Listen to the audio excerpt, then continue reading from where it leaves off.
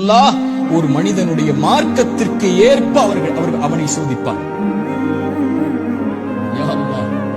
அவனுடைய மார்க்கம் நிலையாக உறுதியாக இருந்தால் அந்த உறுதியோடு அந்த நிலையோடு சோதனையும் உறுதியாக.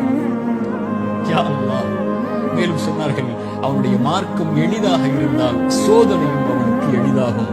ஆனால் இறைவன் நாடக்கூடிய அடியார்களை இறைவன் சோதனைகளை கொண்டு சிரமங்களை கொண்டு நெருக்கமாக்கிக் கொண்டே இருப்பான். இந்த பூமியில் அவன் பாவம் இல்லாதவனாக நடக்கும் வரை.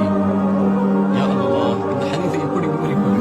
இந்த குறைய சிறிய இன்ஷா அல்லாஹ் வாய்ப்புகள் விவரிக்கிறேன். அல்லாஹ் சோதனைகளை கொண்டு ஒரு மனிதனை பக்குவப்படுத்துவான், நிலைப்படுத்துவான், முன்னேற்றுவான். அவனுக்கு அடுத்த கட்டத்தை நோக்கி அவனுடைய வாழ்வை நகர்த்துவான். அவன் அதன் மீது நம்பிக்கை கொண்டிருப்பான். நலவு வந்தால் அல்ஹம்துலில்லாஹ், சோதனை வந்தாலும் அல்ஹம்துலில்லாஹ், அல்லாஹ்வை புகழ்வான், அல்லாஹ்விடத்தில் உதவி தேடுவான். இவன் முஃமின்.